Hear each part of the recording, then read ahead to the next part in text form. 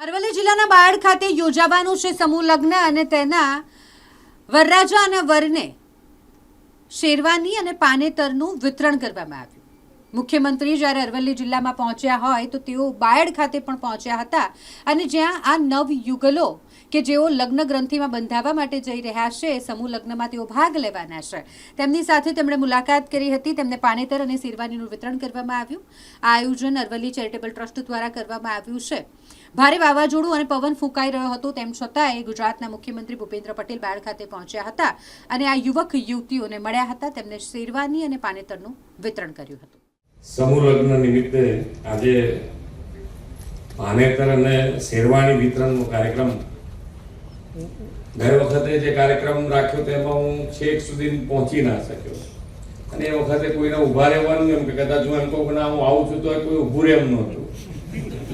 કારણ કે જે પ્રમાણે વાતાવરણ બન્યું, જેને કહેવાય કે અડધો કલાકમાં તો આપણને એમ થાય કે આ શું ક્યાંથી એકદમ થઈ ગયું. બાકી હું નીકળ્યો ત્યાં સુધી કર્યું હતું, ગાંધીનગરથી હું નીકળ્યો તારે કશું નતું, પણ અડધો કલાકમાં આ કુદરત જે છે કે એ છે ને કે આપણે કુદરતથી બીવાનું. બધા નિયમો ના પાડો તો કઈ વાંધો નહીં, પણ કુદરતના નિયમો પાડીને ચાલવાના. કદાચ આપણે બધા મુશ્કેલીમાં હોઈએ ને એટલે આપણે શોર્ટકટ ક્યાંક શોધવાના પ્રયત્નમાં રહેતા હોઈએ, પણ આ એવું આમ તાકાત તો એની જ છે, બીજા કોઈની તાકાત નથી.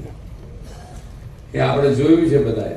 પણ આ ધવલસિંહભાઈ ને એમની ટીમ ખૂબ સારા આયોજન સાથે સમૂહ લગ્ન, અને સમૂહ લગ્ન એટલે એક તો પૈસા અને પૈસાની દ્રષ્ટિએ જે સામાન્ય માણસ હોય એને દીકરી પરણાવી, એ આપણે બધાને ખબર છે કે જ્યારે દીકરી મોટી થાય ને એને પરણાવવાની હોય, પૈસા હોય નહીં, તો આ દરેક સમાજે અત્યારે લગભગ બધા સમાજમાં ખૂબ સારું આયોજન સમૂહ લગ્નનું થાય છે.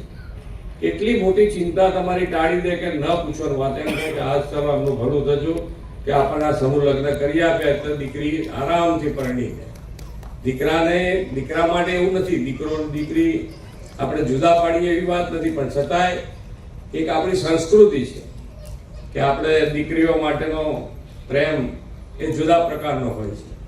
અને એમાં આ સમૂહ લગ્ન થવાથી આપણને સામાજિક દ્રષ્ટિએ, બધી જ દ્રષ્ટિએ ખૂબ સારું આયોજન થાય. બધા એક સાથે મળે, કોઈ સમરસતાનું ઉત્તમ ઉદાહરણ આ સમૂહ લગ્ન છે.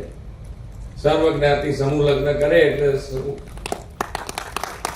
સમરસતા આનાથી વધારે કઈ સારી સમરસતા. બધા એક સાથે બેઠા હોય, એક સાથે જમે, એક સાથે ઉત્સાહથી ભાગ લે.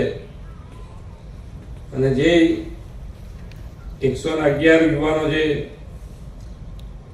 લગ્ન થવાના છે એ લોકોને મારી ખૂબ ખૂબ શુભેચ્છાઓ પાઠવું છું. એ લોકોનું લગ્ન જીવન ખૂબ સારા, એકબીજાના વિશ્વાસ, એકબીજાના પ્રેમ સાથે ખૂબ સારી જિંદગી જીવે અને આગળ વધે, એ જ અભ્યર્થના. આભાર. 1/5/2026 રોજ અમારો ચતુર્થ સર્વજ્ઞાતીય સમૂહ લગ્ન જે દર વખતે કરતા હોઈએ છીએ. ગઈ વખતે ખૂબ જ આંધીમાં મોટા પ્રમાણમાં નુકસાન હતું અને તોફાન પણ હતું વરસાદી, તેમ છતાં પર સીએમ સાહેબ બાયડ સુધી આવ્યા હતા.